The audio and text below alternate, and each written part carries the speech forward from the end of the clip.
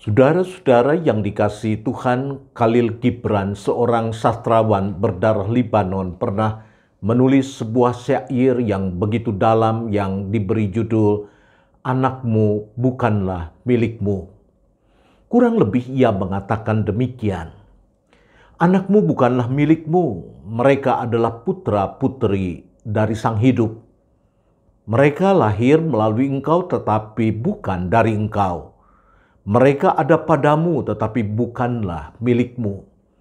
Berikanlah mereka kasih sayang tetapi bukanlah pemikiranmu, sebab pada mereka ada alam pikirannya sendiri.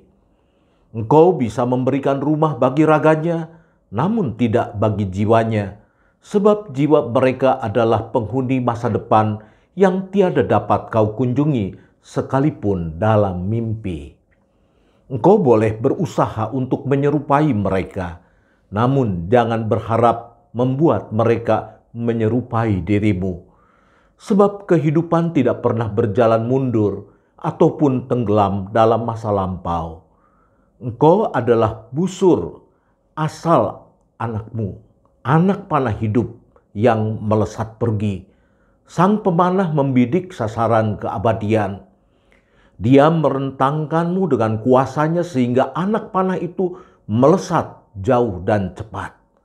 Bersukacitalah dalam rentangan tangan sang pemanah, sebab ia mengasihi anak-anak panah yang melesat laksana kilat, sebagaimana dikasihinya pula busur yang mantap itu. Syair ini begitu kaya dan dalam yang tidak cukup dikupas hanya dalam beberapa menit saja. Di dalamnya ia mengungkapkan siapa itu anak bagi kita. Ia lahir melalui kita tetapi ia bukan berasal dari kita. Ia ada bersama dengan kita tetapi ia bukan milik kita.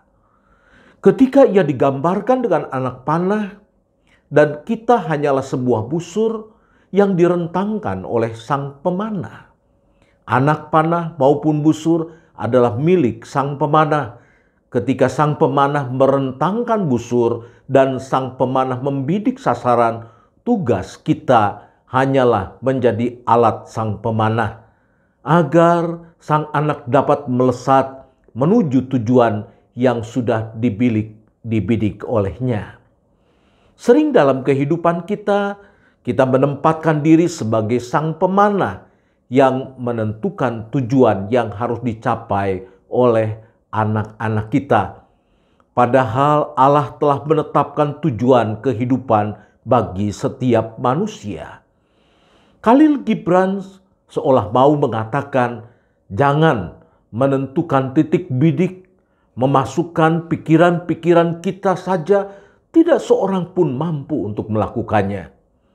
Kalau anak bukan milik kita, tetapi milik sang pemanah yang mengasihi anak panah, berikut busurnya, maka apabila anak panah itu direntangkan dalam hidup kita, perlakukan anak panah itu sebagaimana sang pemanah menghendakinya.